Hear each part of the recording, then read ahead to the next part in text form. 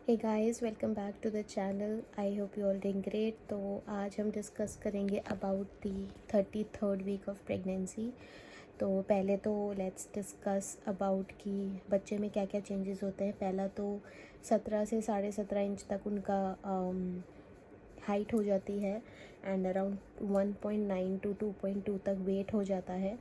और इस टाइम पे जो ब्रेन में और जो स्पाइन में जो नर्व्स हैं और बोन्स हैं वो काफ़ी अच्छे से डेवलप हो रही होती है, बोन्स हार्डन हो रही होती हैं एंड किक्स वगैरह जो हैं थोड़ी सी बोलते हैं कि 8th मंथ के जैसे आप मिड में पहुंच जाओ तो थोड़ी थोड़ी जो किक्स हैं मूवमेंट है थोड़ी सी कम हो जाती हैं क्योंकि स्पेस उसके लिए कम हो रहा है एमनियोटिक फ्लूइड में। और इन कमिंग वीक्स ये थोड़ा कम भी होता जाएगा एमनियोटिक फ्लूइड क्योंकि प्रिपेयर कर रही होती है body for your labour. And apart from this lungs अभी मैच्योर हो रहे होते हैं क्योंकि अभी स्टेज पूरी नहीं हुई है, अभी जस्ट 33rd वीक ही है, but not very much time left. And इसके अलावा बाकी जो जैसे स्कल डेवलपमेंट है वही बोन्स की बात, वो हार्डन वगैरह हो रहा होता है, आई साइट, ये सारी चीज़ें मतलब बन रही होती है जस्ट और मैच्योर हो रही होती हैं। फैट एक्यूमुलेट हो रहा होता है पूरी बॉडी पे, तो जब वो निकलता है वाइट वाइट सा जो आपको दिखता है वो फैट होता है। And this is what babies development looks like. मैं अपनी बात करूँ तो मेरे को इस हफ्ते भाई साहब बहुत मतलब बहुत सारे चेंजेस हुए। पहला मेरा बीपी बढ़ने लग गया, जो मेरा पहले कम कम आता था, 90 60 170 ऐसे आता था, अभी वो थोड़ा सा एलिवेट होने लग गया है जो होता है नेचुरली।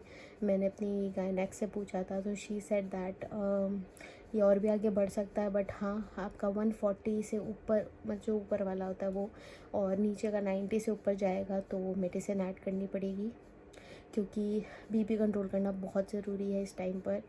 सेकेंडली मेरी हार्ट बीट भी काफ़ी ज़्यादा आ रही है, 90 92 100 तक मैंने देख ली। तो वो उसके लिए भी बोला डॉक्टर ने कि भाई ये तो आगे भी बढ़ सकती है, सो वो उसकी प्रॉब्लम नहीं है। देन मेरे को actually I am eating high fibre और प्रोटीन रिच डाइट, बट उससे हेल्प मेरे को ये हो रही है कि कॉन्स्टिपेशन नहीं हो रहा है। जनरली कॉन्स्टिपेशन काफ़ी हो जाता है इस टाइम पर लेडीज़ को, बट थैंकफुली मुझे वो नहीं हो रहा है।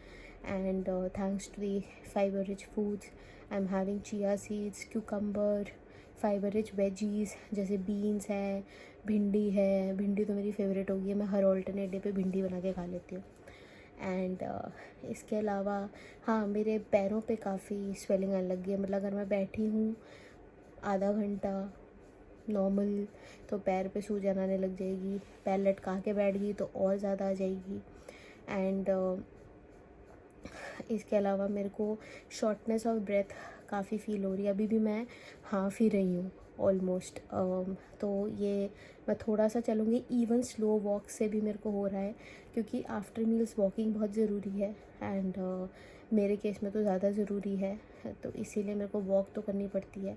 बट अब वो थोड़ा सा मेरा सांस फूलने लग गया, अभी भी मैं जस्ट वॉक करके ही आई हूँ, मैं बैठी भी हूँ 10 मिनट, बट थोड़ा प्रॉब्लम हो रहा है, रात में सोने में प्रॉब्लम होने लग गई। और मैं पूरी रात नहीं सोती हूँ, पूरी दिन फिर ऐसा लगता है डिजीनेस सा, क्योंकि रात को ही बेबी एक्टिव होता है मोस्ट ऑफ द टाइम और दोपहर में वेरी रिलैक्सेंट, तो इसीलिए मेरे को होता है दोपहर में ना सोते रहो। तो ये थोड़ी प्रॉब्लम हो रही है, उठने में प्रॉब्लम हो रही है, तो पूरी रात मेरे को चिराग को उठाना पड़ता है कि भाई मेरे को उठा दो, क्योंकि यूरिनेशन ट्रिप्स तो बढ़ ही गए हैं, हर 30 to 40 मिनट्स में मेरे को जाना पड़ रहा है। पानी इनटेक मुझे बढ़ाना पड़ा क्योंकि मेरा यूरिन थोड़ा सा येलोइश आने लग गया है, तो it's a sign of dehydration, इसलिए मुझे थोड़ा पानी भी बढ़ाना पड़ रहा है। एंड मैं पानी ऐसे नहीं करती कि इतना लीटर उतना लीटर, आई डू हैव मतलब 3 बॉटल्स जो मैंने रखी हुई 1 लीटर की, बट अगर ऊपर भी हो जाए तो आई डोंट पैनिक, क्योंकि बॉडी को नीड है, प्यास लग रही है तो नेचुरल है आपको पानी पीना पड़ेगा। ऐसा नहीं है 3 लीटर हो गया तो अब पानी नहीं पियेंगे, वो बातें नहीं है। और इस हफ्ते से मेरी थोड़ी सी शुगर भी एलिवेट होने लगी, थोड़ी मतलब है वो नॉर्मल रेंजेस में ही, but still it's little on a higher side.